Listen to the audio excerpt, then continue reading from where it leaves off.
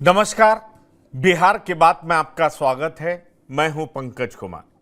इस खास पेशकश में हम चर्चा करने वाले हैं कि कल नवादा पहुंचे प्रधानमंत्री नरेंद्र मोदी ने जैसे ही आरजेडी और कांग्रेस को राम विरोधी बताया, राम मंदिर के निर्माण का विरोधी बताया और साथ ही ये कहा कि रामलला के प्राण प्रतिष्ठा का इन लोगों ने विरोध किया, कोई निमंत्रण दिए जाने के बावजूद वहां नहीं पहुंचे, तो इस बार रामनवमी आ रही है, आप लोग इनको सबक जरूर सिखाइएगा।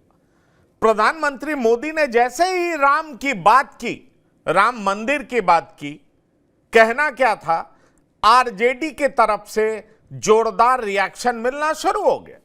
मीसा भारती से लेकर रोहिणी आचार्य और रोहिणी आचार्य से लेकर के तेजस्वी यादव, इन तीनों ने कहा कि आखिरकार हम भी राम भक्त हैं, हमारे घर में भी पूजा होती है, किसी भी काम की शुरुआत हम पूजा करने के बाद ही शुरू करते हैं।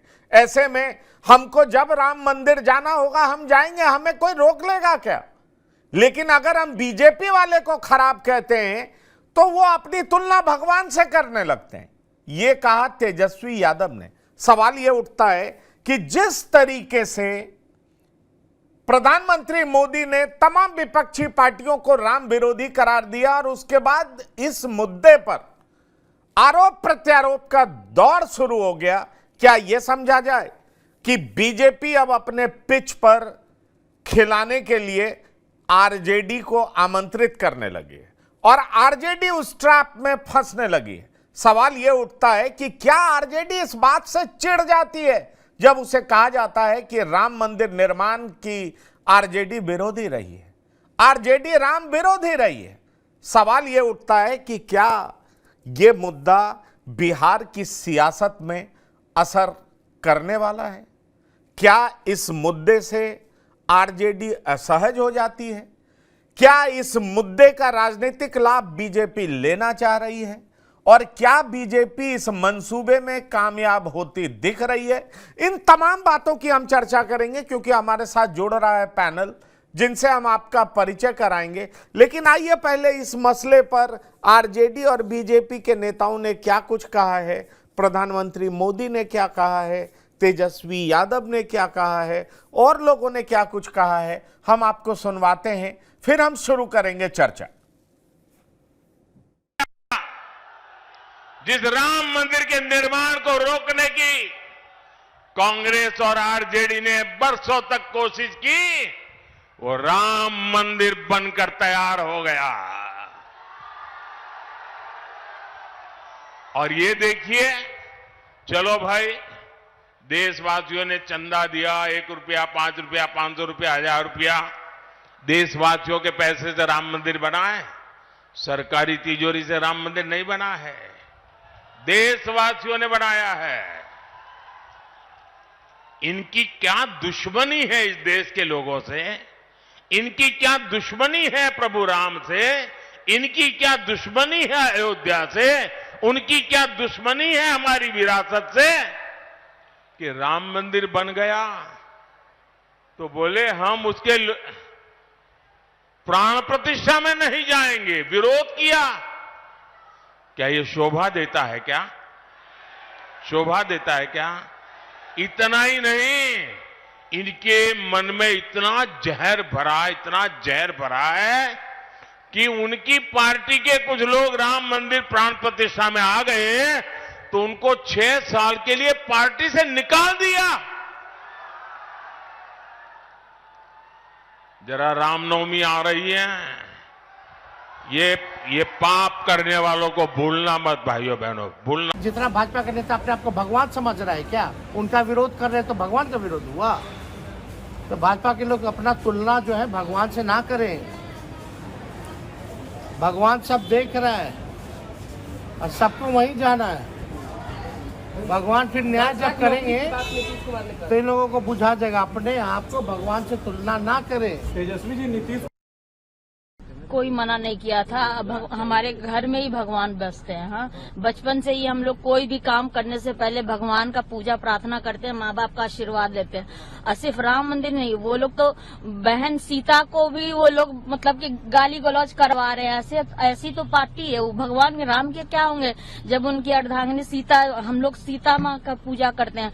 सीता माँ का जननी है बिहार, वहाँ पे आकर के बहन बेटियों को गाली देते हैं, लज्जित करते हैं और वैसे ही लोगों को अपने साथ बैठा के रखे हुए। इस बार बिहार की माताएं बहनें सब उनका जवाब महिलाओं तो जाएंगे। सिर्फ जो अयोध्या में राम मंदिर बना है, मोदी जी और भाजपा का थोड़ी ना है। हम भी हिंदू हैं, हम भी सनातनी हैं, हम पूजा करते हैं। अभी हम लोग व्यस्त हैं, समय निकाल के हम लोग जाएंगे राम जी के दर्शन करने। कोई रोक देगा क्या? तो आपने सुना, मीसा भारती कह रही हैं हम जाएंगे दर्शन करने। रोहिणी कह रही हैं कि हमारे घर में हर काम की शुरुआत से पहले पूजा होती है, हमारे घर में ही मंदिर है। बीजेपी वाले तो सीता माता को गाली देते हैं, वैसे लोगों को अपने साथ रखते हैं जो सीता जी के खिलाफ अपमानजनक शब्दों का प्रयोग करते हैं। सवाल ये उठता है कि रोहिणी जी किसके लिए कह रही हैं, किसने सीता जी के खिलाफ इस तरह के शब्दों का प्रयोग किया। लेकिन अपने आप को सनातनी कहने से पीछे हट नहीं रही हैं। धर्म में आस्था, मंदिर में आस्था, इन तमाम बातों पर खुल करके ये दोनों बहनें कह रही हैं कि हमारी आस्था इनमें है। सवाल ये उठता है कि अगर आस्था थी तो राम मंदिर के निर्माण का इन लोगों ने विरोध क्यों किया था। सवाल ये उठता है कि क्या विरोध की वजह ये थी कि इन्हें लग रहा था कि बीजेपी इसका राजनीतिकरण कर रही है और इसलिए इसका विरोध किया जाना चाहिए। सवाल कई हैं जिनके जवाब हम तलाशने की कोशिश करेंगे, क्योंकि हमारे साथ जुड़ चुका है एक पैनल जिनसे मैं आपका परिचय करा दूं। हमारे साथ डॉक्टर संजय कुमार जुड़ गए हैं, आपका स्वागत है डॉक्टर संजय। हमारे साथ बीजेपी प्रवक्ता मनीष कुमार पांडे जुड़ गए हैं, आपका बहुत स्वागत है मनीष पांडे जी। और साथ ही साथ हमारे साथ जुड़ने जा रहे हैं आरजेडी के प्रवक्ता, अभी थोड़ी देर में हम उनका इंतजार कर रहे हैं। मैं सीधा मनीष पांडे जी आपसे कहना चाहूँगा, पूछना चाहूँगा, राम मंदिर का लहर आपको बिहार के चुनाव में दिखाई पड़ रहा है क्या? कहा यह जाता है कि पिछला 2 चुनाव, पहला चुनाव भ्रष्टाचार पे जीते, दूसरा पुलवामा पे जीते, तीसरा आपकी मंशा है राम मंदिर निर्माण को लेकर के जनता के बीच में आप जाएं और इस नाम पर आप वोट हासिल करें। लेकिन आरजेडी तो कह रही है कि आप इसका राजनीतिकरण सालों से कर रहे हैं, 2 दशक से कर रहे हैं, 3 दशक से कर रहे हैं। अब जनता समझ गई है, बिहार में इसका असर कतई नहीं है, बिल्कुल नहीं। देखिए, जो इस प्रकार की बातें कर रहे हैं उन्हें शायद इस बात का अंदाजा नहीं, या उन्होंने 22 जनवरी का वो दृश्य नहीं देखा था, वो नजारा नहीं देखा था जो पूरे देश में एक साथ उमड़ पड़ा था। देखिए, राम मंदिर हमारा एजेंडा नहीं है, हमारा मुद्दा नहीं रहा। राम मंदिर हमारे संकल्पों का एक बहुत बड़ा अध्याय रहा है। राम मंदिर हमारी प्रेरणा रही है, राम मंदिर हमारा संकल्प रहा है, राम मंदिर हमारी निष्ठा रही है। हमारे पार्टी के मैनिफेस्टो का वह एक ऐसा विषय रहा है जिसका संकल्प हम सभी लोगों ने आज नहीं बल्कि अपने स्थापना काल से, पार्टी के स्थापना काल से ही ले रखा था। तब पार्टी को नहीं पता था कि भारतीय जनता पार्टी 303 सांसदों के साथ देश की सबसे बड़ी पार्टी के रूप में बहुमत लाकर देश में सरकार बनाई। तो जो लोग इस प्रकार की बातें करते हैं, मैं उनको बता देना चाहता हूं कि राम मंदिर का, राम के साथ जो आस्था का विषय भारतीय जनता पार्टी या उनके समर्थक या कार्यकर्ताओं का जुड़ा हुआ है, कम से कम उस पर तो कुछ ना बोलें, वही बेहतर है। दूसरी बात, जहां तक कहते हैं उसको बिहार के चुनावों में भुनाने का, तो मैं आपको बता दूं कि ऐसे कई मुद्दे हैं जो हमने स्थापना काल से अपने मैनिफेस्टो में रखे थे। उन सारे मुद्दों को हमने समाधान के दिशा में, हमारे प्रधानमंत्री नरेंद्र मोदी जी ने उसको आगे बढ़ाया है। अब देखिए, आपको मैं बताऊं कि अगर मुझे भारतीय जनता पार्टी को राम मंदिर के को मुद्दे के रूप में ही अगर भुनाना होता तो 2019 का चुनाव हमने बहुमत से जीता। भारतीय जनता पार्टी को 303 सीटें आई थी, रोक देते उसको 2024 के चुनाव के लिए। अब उसकी घोषणा होती, अब राम मंदिर बनाने का संकल्प लिया जाता। आर्टिकल 370 पर जो विषय आ गया था 2019 के चुनाव के ठीक बाद अगस्त मई महीने में, उसको अब करते। अगर मुद्दे बनाने होते तो चुनाव जीतने के बाद कोई किसी मुद्दा का समाधान क्यों करेगा? चुनाव के पहले समाधान करते हैं ना, ताकि वह वोटों में तब्दील हो। लेकिन यह सरकार, भारतीय जनता पार्टी ने कभी भी जो देश के हित के विषय रहे हो, जो बहुसंख्यकों के आस्था का विषय रहा हो, उस विषय पर कभी राजनीति नहीं की है। देश हित में, आस्था हित में उसका समाधान जब मौका मिला तब किया है। इसलिए जो लोग यह आरोप लगाते हैं, मैं उनको सीधा कहना चाहता हूं कि क्यों नहीं राम मंदिर पे जब सुप्रीम कोर्ट का फाइनल फैसला आ गया तो उसके पहले उनकी ये भाषा कहाँ थी? तब तो लोग राम को काल्पनिक कहते थे, तब तो राम का मजाक उड़ाया करते थे, तब तो कई प्रकार की अलग अलग बातें किया करते थे।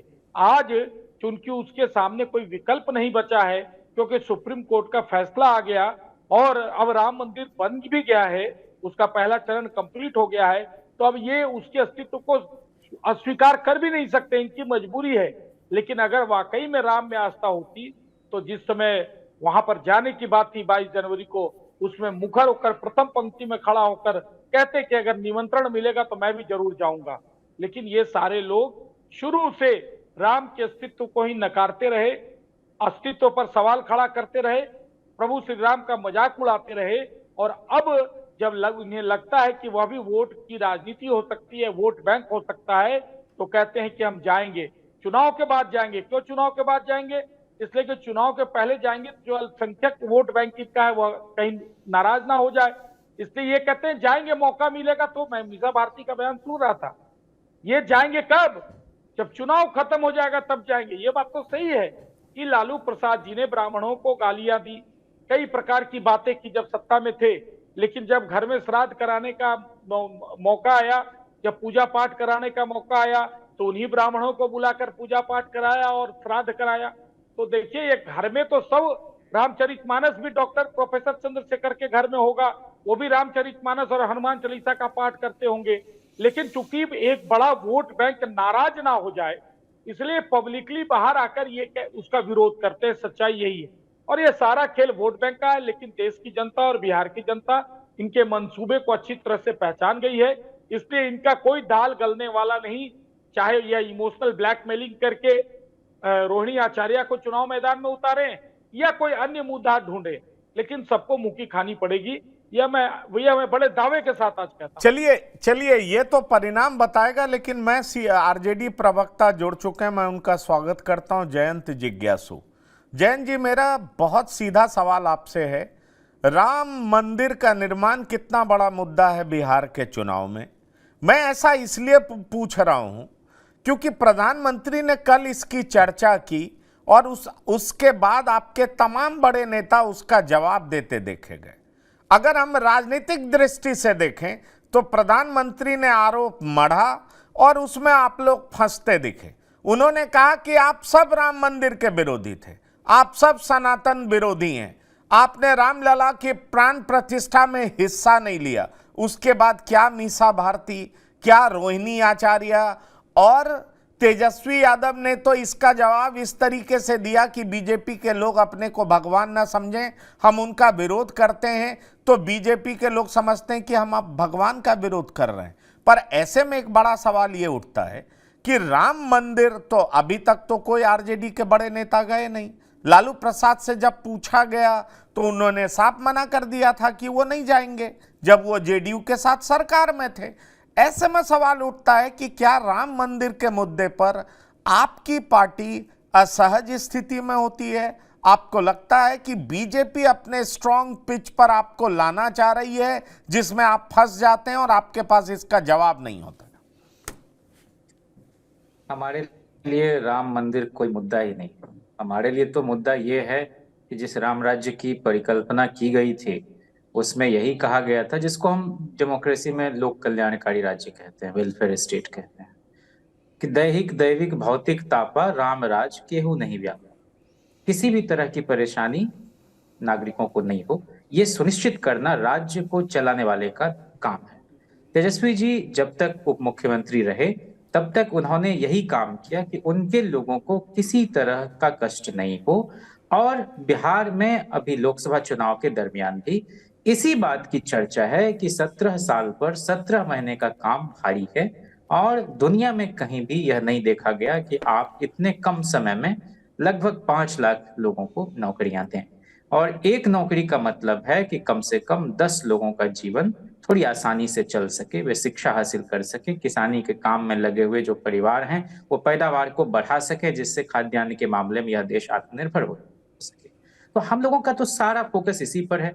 जहां तक मंदिर जाने की बात है तो हम ये समझते हैं कि आस्था जो है वो हमारा निजी मामला है, उसमें दखलंदाजी का अधिकार किसी को नहीं है। भक्त और भगवान के बीच किसी बिचौलिए, किसी दलाल, किसी मध्यस्थ की आवश्यकता इस देश में कभी महसूस नहीं की गई है। जितना कहा जाना था उतना माननीय तेजस्वी जी ने, मीसा भारती जी ने, रोहिणी आचार्य जी ने और हमारी पार्टी के सभी नेता, कार्यकर्ता, पदाधिकारी बारहा इस बात को दोहराते रहे हैं। हम तो ये मानते हैं कि इस देश में आज ये बहुत आवश्यक है कि विश्वविद्यालयों की संख्या बढ़ाई जाए। इस देश में बहुत आवश्यक है कि धार्मिक सद्भाव कायम रहे, लोग आपसी भाईचारा के साथ रह सकें और समाज में किसी तरह का विभाजन नहीं पैदा हो। हम जानते हैं कि प्रधानमंत्री का जो दायित्व इस देश में है वो एक अलग किस्म का है और धर्मगुरु का जो दायित्व है वो अलग किस्म का है। प्रधानमंत्री को धर्माचार्य की तरह आचरण नहीं करना चाहिए। ये और बात है कि वो जब से शपथ लिए हैं उन्होंने अपनी ही गरिमा को धूमिल किया है बार बार, और वो आचार्य रजनीश की तरह प्रवचन करते हैं। तो करें, लेकिन अपने कर्म और वाणी में एक साम्य भी रखें। यह भी इस देश की जनता उनसे अपेक्षा रखती है। चलिए, आप आरजेडी प्रवक्ता के तौर पर इससे अच्छी बातें और अपने पार्टी के डिफेंस में और कुछ कह नहीं सकते थे। आपने बहुत बढ़िया डिफेंड किया, और चूंकि मैं आपके साथ पहली बार बैठ रहा हूं इसलिए मैं आपको कॉम्प्लीमेंट भी देना चाहूंगा कि आपने बेहतरीन जवाब दिया।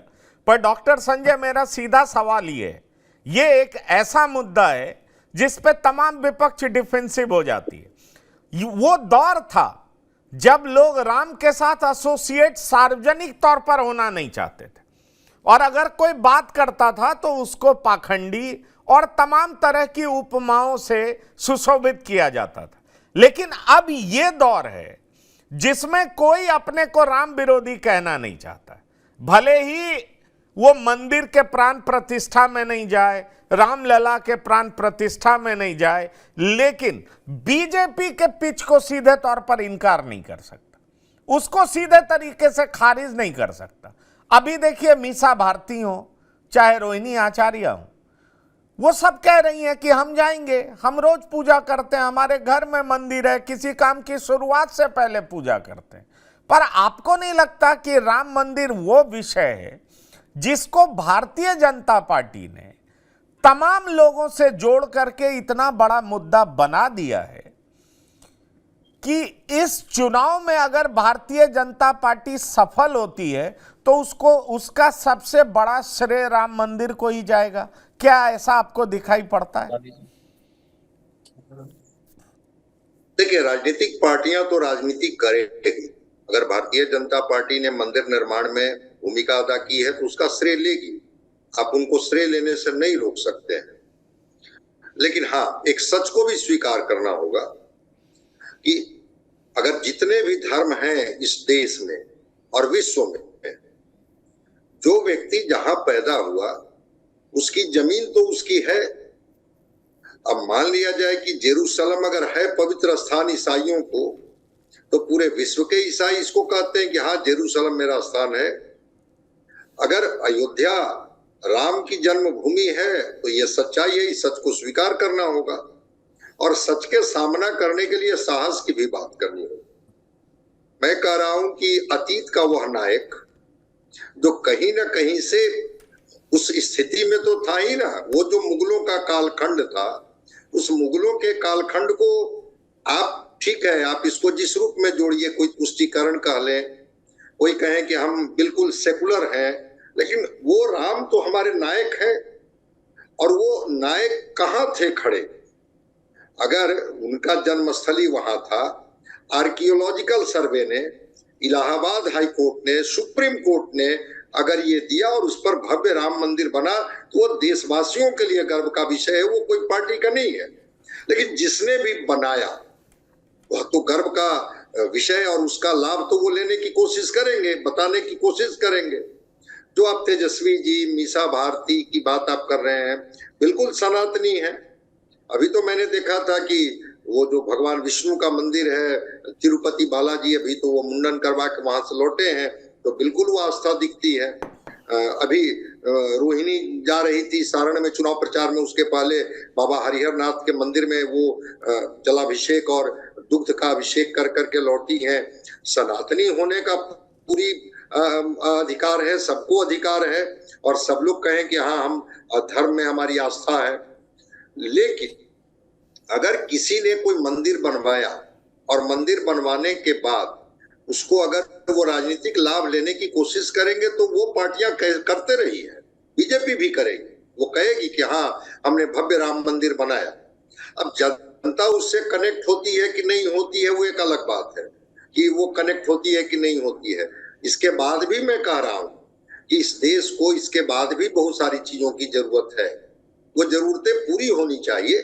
कहाँ कौन मना कर रहा है कि आप अच्छे अस्पताल मत बनवाइए, अच्छे विश्वविद्यालय मत बनवाइए। 200 जो यूनिवर्सिटी हैं वर्ल्ड के, 200, उसमें भारत की एक यूनिवर्सिटी नहीं है।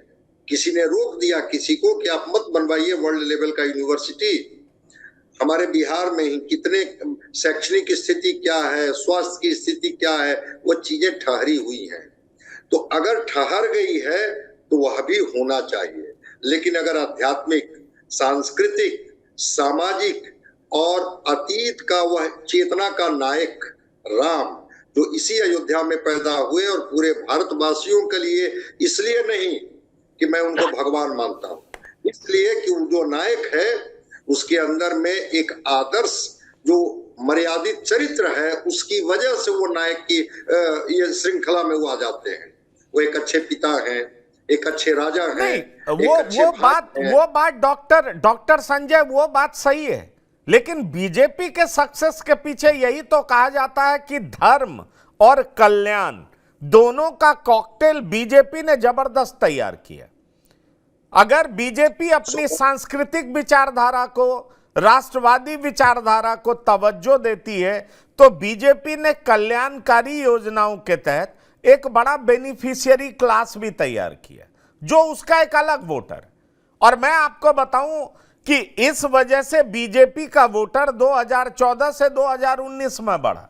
और ये एक बड़ी संख्या है। बीजेपी एक तरफ राम मंदिर की पक्षधर है तो दूसरी तरफ इंफ्रास्ट्रक्चर पे भी बहुत खर्च करती है, जिसको आप लोग कल्याणकारी, और साथ ही साथ सोशल बेनिफिशियरी स्कीम पर भी बहुत खर्च करती है।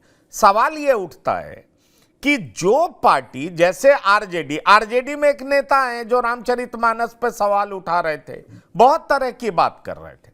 मैं यही पूछना चाह रहा हूं, दूसरी तरफ कई नेता हैं जो कि राम को मानने की बात करते हैं।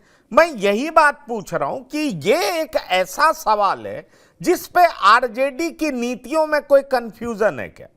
सवाल ये उठता है कि आरजेडी को लगता है कि अगर हम इसकी तरफदारी किए तो लगेगा कि बीजेपी के ट्रैप में फंस गए, हमारा अपना वोटर निकल जाएगा, और अगर नहीं किए तो अब वो दिन भी चले गए जब हम एंटी राम के नाम पे पॉलिटिक्स को आगे बढ़ा सकते हैं। मनीष कुमार पांडे, क्या आप मानते हैं कि ये आपकी स्ट्रांग पिच है और इसलिए प्रधानमंत्री अब इसकी बात करना शुरू कर दिए हैं क्योंकि चुनाव बहुत नजदीक आ चुका है और इस पर आप आरजेडी को घेर सकते हैं?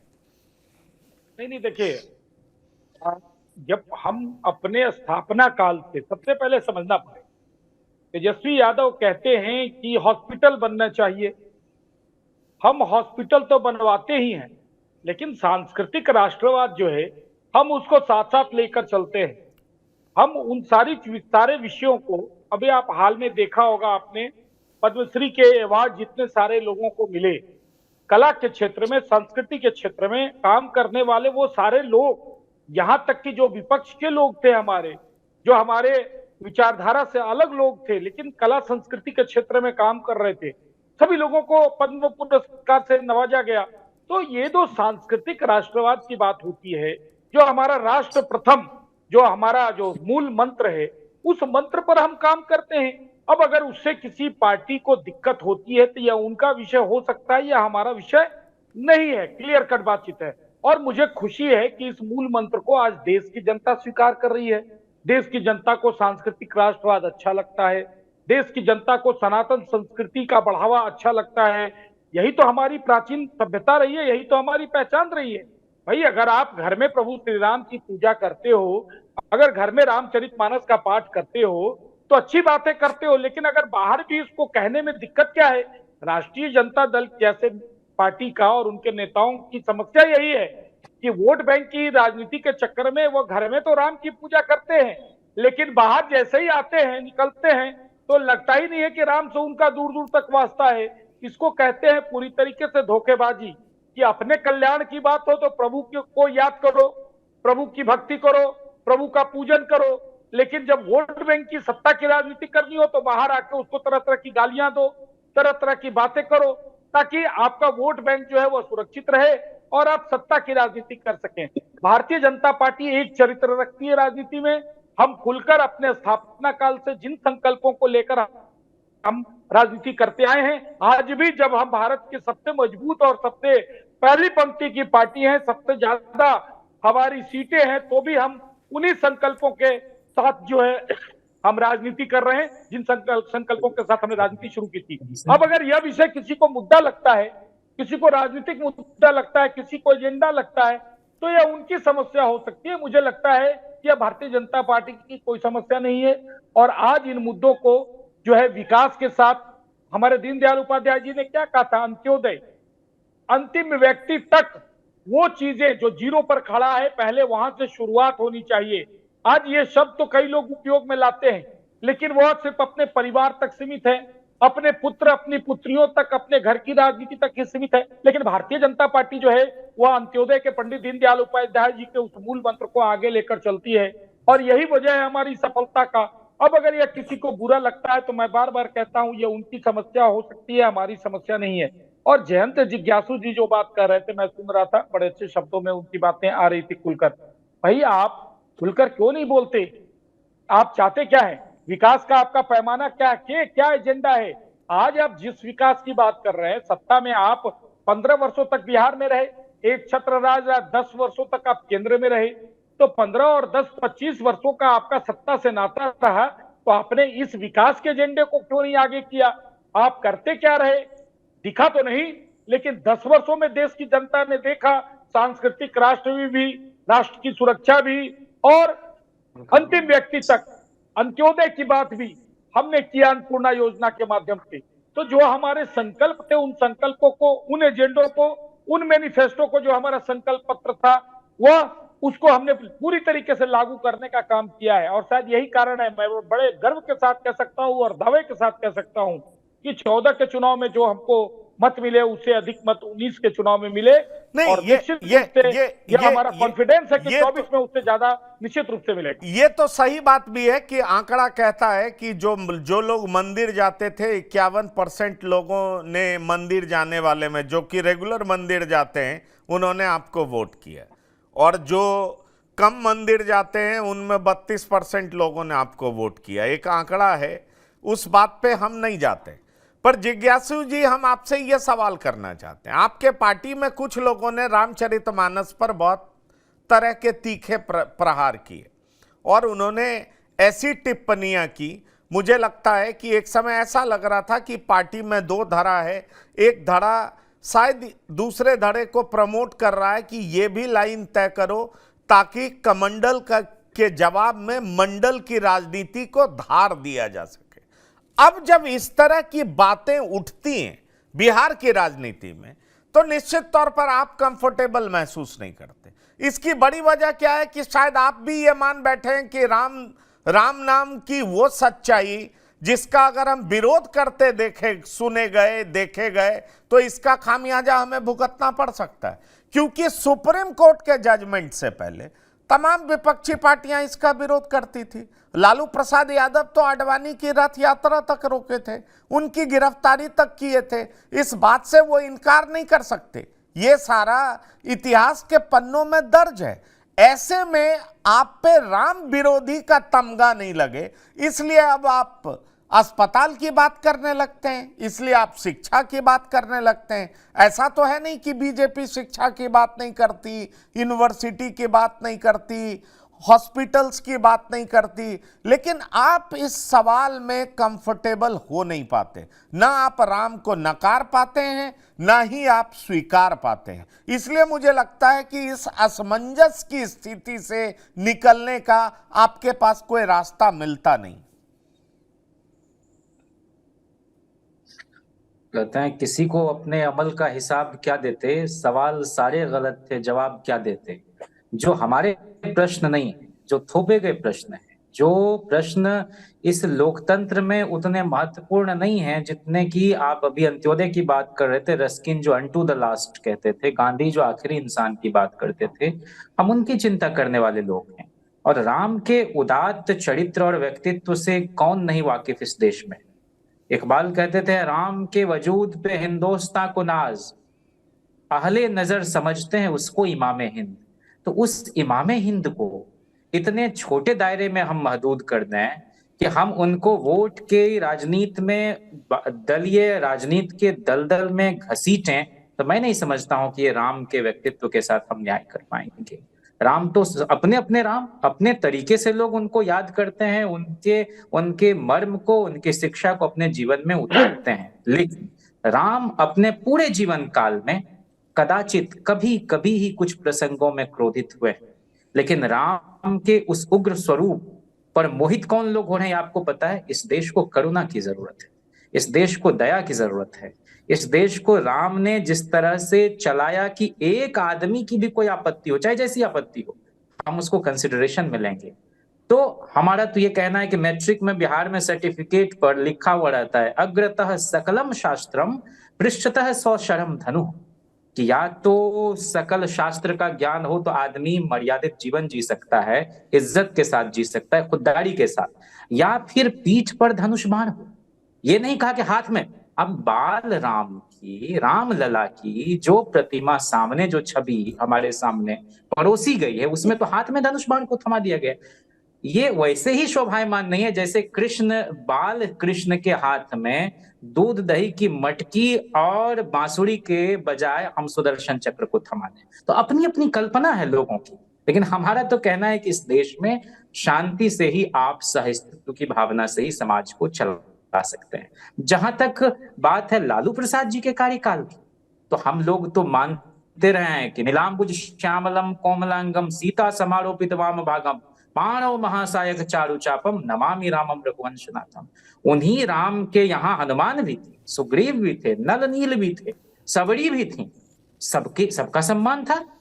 अतुलित बलधामम स्वर्ण शैलावदेहम धनुजवन कृशानम ज्ञानी नाम अग्रगण्यम सकल गुण निधानम वानरा नाम अधीशम रघुपति प्रिय भक्तम वात जातम नमामि। तो हम इस तरह के राम की वंदना करते हैं। हम घर में आग लगाने के लिए राम का सहारा नहीं लेते। और लालू जी के कार्यकाल में आपको मालूम है कि आजादी के बाद से लेकर 9 मार्च 1990 तक किसी मुख्यमंत्री ने 7 विश्वविद्यालय कायम नहीं किए जितने लालू प्रसाद जी। केरल में विश्वविद्यालय का जो बजट होता था उससे ज्यादा बिहार के विश्वविद्यालयों का बजट। साक्षरता दर देश जिस गति से बढ़ा रहा था उससे ज्यादा गति से बिहार में एक दशक में। विकास दर की बात आप करेंगे तो नेहरू जी और इंदिरा जी के जमाने में भारत का जो ग्रोथ रेट था उससे कहीं ज्यादा लालू प्रसाद जी के डेकेड में है। आर्टिकल है अंकलेश्वरैया का, लालू प्रसाद यादव बीट्स नेहरू फॉलो। इसको अगर ठप विकास का दशक कहेंगे तो ये ज्यादती नहीं होगी क्या? तो हमारे पास तो बहुत काम गिनाने को है। 1990 के पहले बिहार में आप जान रहे हैं, बल्कि 2000 के आसपास तक हम घाटे का बजट पेश करते थे। पहली बार सरप्लस बजट राबड़ी जी के समय में पेश हुआ, लेकिन इसका जिक्र नहीं करेंगे। सामाजिक न्याय और क्या होता है कि सबकी उन्नति हो सके, डेवलपमेंट फॉर सम इंडस्ट्रियलिस्ट और डेवलपमेंट फॉर ऑल, ये आपको तय करना है। और इसीलिए हम लोगों के समय में भले मजबूत सरकार का दावा ना हो, लेकिन जवाबदेह सरकार को लेकर हम लोगों ने जरूर काम किया और लोगों ने इस बात को महसूस किया कि लोकतंत्र की जड़ों को इसी तरह से गहरे जमाया जा सकता है। 1-2 दिन की यात्रा तो है नहीं, या देश कोई 70 साल में ही तो नहीं बनना है। इसलिए मैं इस बात से पूरी तरह से इत्तेफाक रखता हूं कि इस देश में सांस्कृतिक जड़ें भी गहरी हैं, आध्यात्मिकता की भी अपनी जगह है, लेकिन नमक में, दाल में जैसे नमक की मात्रा होती है, जीवन में भी धर्म का वही स्थान होता है। नमक ही नमक नहीं होता भोजन में। और हम मानते हैं कि ये बहुत ही निजी, नितांत हमारा अपना एक किसी को श्रद्धा की नजर से देखने का और बरतने का तौर तरीका है। इसमें क्यों किसी की दखलंदाजी होनी चाहिए? और चीख चीख कर अपने प्रेम और श्रद्धा का इजहार बेवकूफ लोग करते हैं। समझदार लोग, जो ज़र्फ वाले लोग हैं, जो संजीदे लोग हैं, कूद करके नहीं कहते हैं कि नहीं हम ही सबसे ज्यादा मोहब्बत करते हैं। न तो राष्ट्रभक्ति को फुहर तरीके से सामने रखते हैं, न तो राम भक्ति को। और भाजपा विरोधी होने का मतलब राम विरोधी होना नहीं। भाजपा की हम पुरजोर मुखालफत इसलिए करते हैं, वो नफरत गर्दी को बढ़ावा देती, नागरिक में भेद पैदा करती है। और हम कहते हैं कि सर्वधर्म, मुझे लगता है आपकी बातों का जवाब अब मनीष कुमार पांडे देंगे, फिर मैं डॉक्टर संजय के पास आऊंगा। पर एक बात मैं बीच में ऐड करूंगा, डेवलपमेंट फॉर ऑल का मतलब क्या है कि इसमें अपराधी भी आते हैं, क्योंकि लालू प्रसाद जी के राज में सबसे ज्यादा पलायन उसी समय हुआ था और एक से एक अपराध, एक से एक नहीं। आप इस मैं कुछ आंकड़े मैं भी पेश कर सकता हूं, मैं भी पेश कर देता हूं। तारीख में मुझे कैम्ब्रिज, ऑक्सफोर्ड, कोलंबिया जाने का मौका मिले तो मैं जेएनयू में पीएचडी के बाद पोस्ट डॉक करने के लिए वहां जाऊंगा। इसका मतलब ये नहीं है कि यहाँ की शिक्षा व्यवस्था खराब है। जिसको बेहतर मौका मिला वो बिहार से बाहर पढ़ने गए।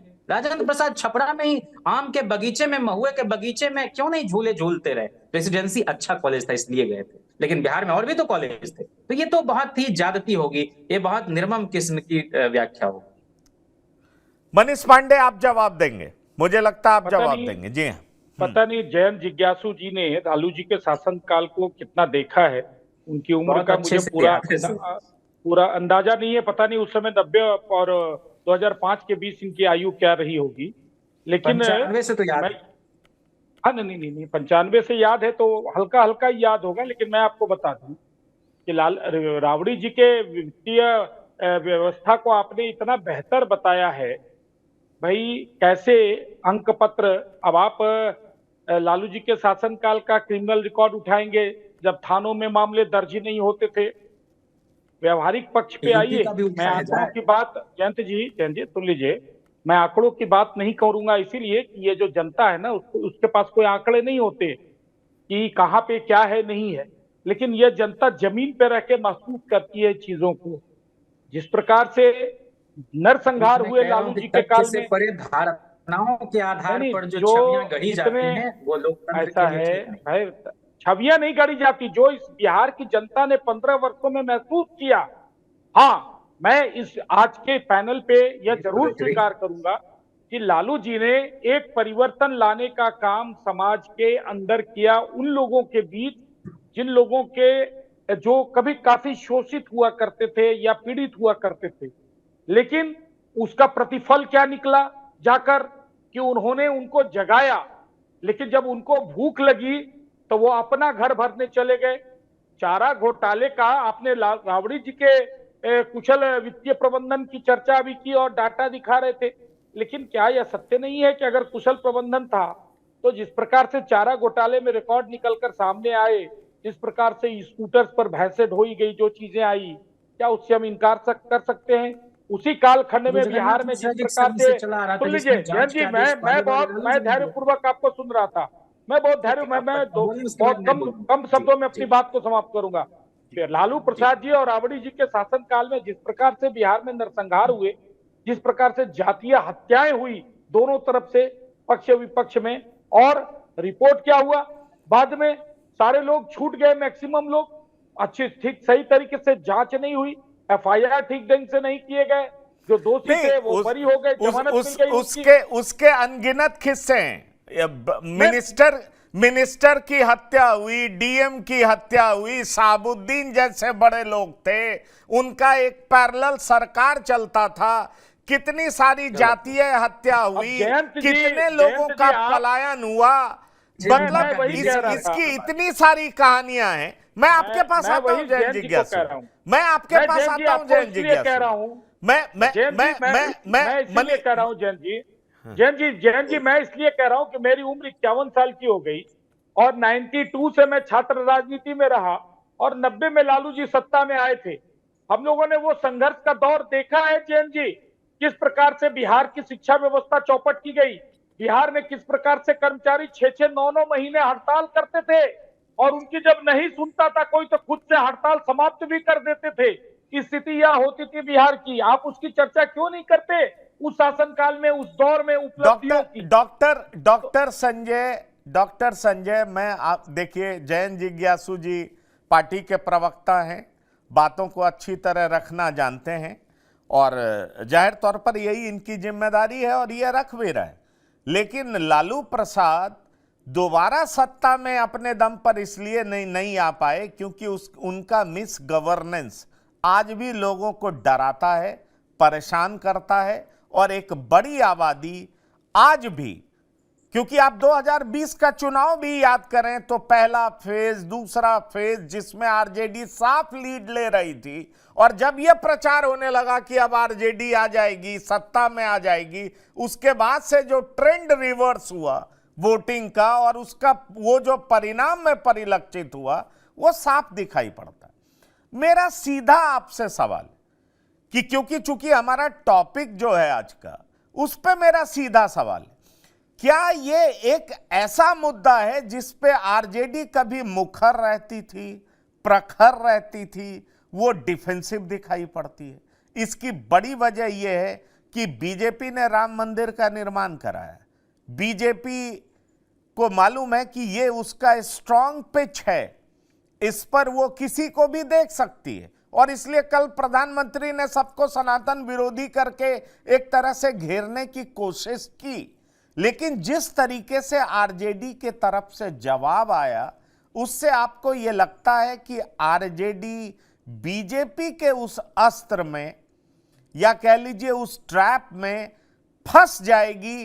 क्योंकि आरजेडी ने हमेशा रामचरितमानस का विरोध किया, राम को काल्पनिक कहा, आडवाणी की गिरफ्तारी की, कई ऐसे प्रकरण हैं जिसमें आरजेडी को अपना डिफेंस करते बनेगा नहीं, दिखेगा नहीं, सूझेगा नहीं। देखिए, सबसे पहली चीज तो कि जयंत जी पढ़े लिखे हुए हैं और हमारे साथ तो पैनल में रहते ही हैं, तो डिफेंड करने के लिए इनके पास शब्दों की ताकत है और बड़ा तरीके से डिफेंड करते हैं। लेकिन होता क्या है कि जब वो कोरिलेट नहीं हो पाता है तब जाकर के चीजें ठहर जाती है। और मनीष पांडे जी भी थोड़ा कभी कभी वो दूसरी तरफ भटकने लगते हैं। छोड़ दीजिए, लालू जी का कालखंड अच्छा था, खराब था, इस पर किसी और दिन हम लोग बात कर लेंगे। मेरी बात यह है कि अब इनके मंत्री जी का नाम ले रहे हैं, तो मंत्री जी ने रामचरितमानस कितनी बार पढ़ी होगी वो तो जयंत जी ज्यादा बेहतर बताएंगे। और कई बार मैं उस समय जब वो कुछ कुछ बोल दिया करते थे दीक्षांत समारोह में इधर उधर, तो मैं कहता था कि भाई जरा दोहा, चौपाई, सोरठा, और जयंत जी इसको समझते होंगे कि एक शब्द एक वाक्य में या किसी दोहे में, चौपाई में उसके कई अर्थ निकल जाते हैं, उसके भाव कई हो जाते हैं। तो रामचरितमानस, वाल्मीकि, कबीर के राम, तुलसी के राम, वाल्मीकि के राम, इस पर हम लोग बात नहीं करेंगे। बात हम लोग इस पर करेंगे कि क्या राम हमारी आत्मा है कि नहीं है, हमारी मौलिक संस्कृति और मौलिक विरासत के अंग हैं कि नहीं है। अगर हैं तो उनका अगर भव्य राम का मंदिर बना है तो कोई पार्टी मंचों से कोई बात कर ले, ये भारतीयों के लिए गर्व की बात है। ये सनातनी तक ही मैं इसको नहीं मानता हूं। अभी इकबाल का उदाहरण दे रहे थे ना कि इमाम हिंद वो कहते थे, वह राम तो किसी के हैं और सबके हैं। उस राम को कौन बांट सकता है कि ये बीजेपी के राम है कि आरजेडी के राम है? वो सनातनियों के राम है कि पूरे हिंदुस्तानियों के राम है? राम को कौन बांट सकता है? राम तो हमारी मूल संस्कृति, मूल प्रवृत्ति के अंग है। एक दूसरी बात, पूरे विश्व में भाई मक्का मदीना जहां है, जहां जन्म हुआ हजरत मोहम्मद साहब, जहां उन्होंने उपदेश दिया, वो स्थान है तो है। अगर भगवान बुद्ध को ज्ञान प्राप्त हुआ इसी बिहार के गया में, बोध गया में, तो वह पीपल का वृक्ष और वो पवित्र भूमि है, उसको हम नहीं इधर उधर कर सकते हैं। और जाकर के देख लीजिए बौद्ध धर्मावलंबियों को, जैन धर्मावलंबियों को देख लीजिए। तो अगर हिंदू धर्मावलंबियों में भी राम अगर मूल आत्मा है, मौलिक संस्कृति के भाग हैं, वो राम सगुण राम है, वो निर्गुण राम है। हम लोग उस पर, अब जीतन राम मांझी कल तक क्या बोलते थे, कहते थे कि राम काल्पनिक है। और जैसे ही एनडीए के पाले में आए और उनको टिकट मिला, वो सबसे पहले अयोध्या पहुंच गए और कहे कि नहीं नहीं नहीं, ये राम ठीक राम है, असली राम है ये, और वो वहां से आशीर्वाद वगैरह लेकर के चुनाव लड़ रहे हैं। तो देखिए, नेताओं के राम के बारे में मुझे कुछ नहीं कहना है कि उनके राम कब असली हो जाएंगे, कब नकली हो जाएंगे, कभी काल्पनिक हो जाएंगे, कभी सही हो जाएंगे, छोड़ दीजिए। राम इस देश की आत्मा है, इस देश की संस्कृति के नायक है। और मैं फिर दोहरा रहा हूं कि जब डिप्रेशन में के दौर में, मुगल काल में पूरा भारत जूझ रहा था, तो तुलसी जैसा व्यक्तित्व उस भक्ति काल में अतीत के एक नायक को ढूंढ के लाते हैं। अब जयंत जी तो बड़ा चतुर आदमी है, ये वो उसकी व्याख्या कर लेते हैं कि नहीं नहीं, पीठ पर धनुष बाण रखने वाले राम नहीं है, वो सामने ही लोग भाजपा वाले राम को धनुष बाण दिखा देते हैं। ठीक है, उस व्याख्या में मैं नहीं जाता हूं। राम तो वही है, वो पीठ पर रखेंगे कि हाथ में रखेंगे, वो समुद्र सुखाने वाले राम को दिखा रहे हैं कि करुणा दिखाने वाले राम को दिखा रहे हैं, राम वही है। तो अगर राम का मंदिर बना है तो ये भारतवासियों के लिए गर्व की बात है।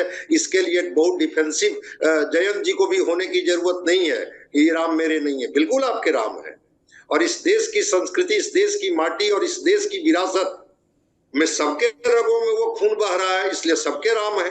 राम किसी एक के कैसे हो सकते हैं? लेकिन हाँ, पार्टियां भुनाने की कोशिश करती है, और प्रधानमंत्री जी तो इसके बहुत बड़े आर्टिस्ट हैं कि कैसे किस मुद्दे को कैसे कहां रखा जाए और कैसे भुनाया जाए। अब वो रामनवमी से उसको कोरिलेट कर दिया, विरोध से कोरिलेट कर दिया, सनातनियों को कनेक्ट करने की कोशिश कर दी। तो बिल्कुल आरजेडी कहे कि हम भी सनातनी हैं। मंदिर निर्माण में भाई, जो देश में जिनकी सरकार है, अगर उन्होंने भूमिका अदा की, बहुत अच्छी बात है, लेकिन ऐसा तो नहीं है कि जिन्होंने निर्माण में भूमिका अदा नहीं की। चलिए ये बता दीजिए, एक लाइन में डॉक्टर संजय बताइए, राम लहर दिखाई पड़ रहा है बिहार के चुनाव में? पूरे देश के चुनाव में राम की बात होगी। अगर कोई चीजें बनी है और किन्हीं के प्रयास से बनी है तो उसका लाभ उस पार्टी को मिलेगी। हम स्वीकार करें या ना करें, उसका लाभ मिलेगा। लेकिन केवल एक राम ही मुद्दा नहीं होगा, बहुत सारे मुद्दे, महंगाई के मुद्दे होंगे।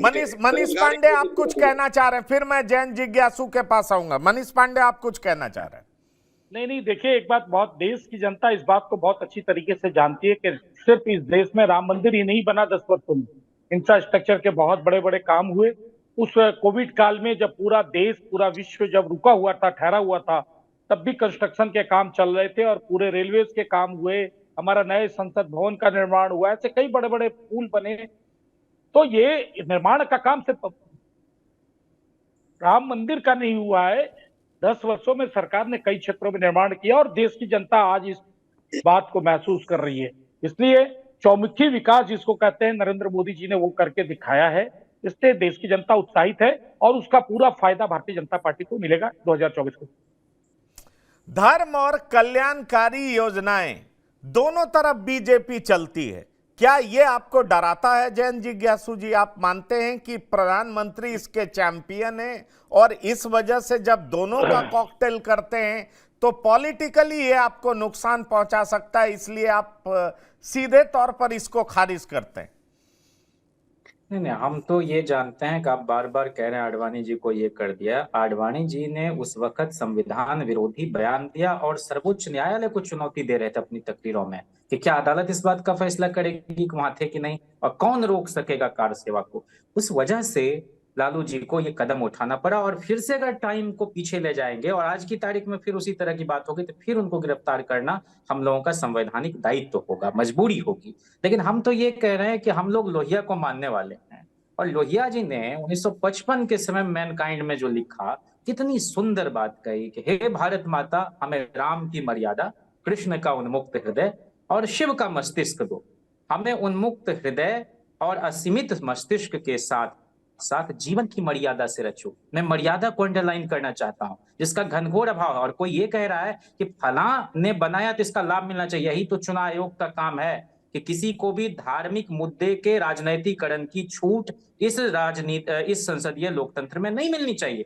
दुर्भाग्य से मोदी जी अब चूंकि समय सीमा हम लोग पार कर चुके हैं, इस देश में महीनों इफ्तार पार्टी भी होता था जयंत जी, इस देश में महीनों इफ्तार पार्टी भी होता था और बड़ा बड़ा मौलाना टोपी पहन के लोग हिस्सा लेते थे। वो क्या था, सवाल ये भी है। खैर, इस टॉपिक पे हम आगे भी चर्चा करेंगे, लेकिन बड़ा सवाल यह है कि प्रधानमंत्री ने जिस तरीके से ये बात रखी और उसके बाद आरजेडी ने जवाब देना शुरू किया, सवाल ये उठता है कि क्या आरजेडी राम मंदिर को लेकर के और उसमें पार्टिसिपेशन नहीं करने को लेकर जब प्रधानमंत्री ने चर्चा की तो आरजेडी डिफेंसिव हो जाती है? क्या ये वो मुद्दा है जो विपक्ष को कोसता है और विपक्ष को लगता है कि ये मुद्दा, इस मुद्दे से वो असहज हो जाएगा और उसके वोटर्स उससे नाराज हो जाएंगे? बहरहाल जो भी होगा हम लगातार आपको अपडेट करते रहेंगे। जैन जिज्ञासु जी आपका, डॉक्टर संजय कुमार आपका, मनीष कुमार पांडे जी आपका, बिहार की बात में शिरकत करने के लिए बहुत बहुत धन्यवाद और शुक्रिया। तो बिहार की बात में इतना ही। ताजा तरीन खबरों के लिए लगातार देखते रहिए TV9। धन्यवाद, नमस्कार।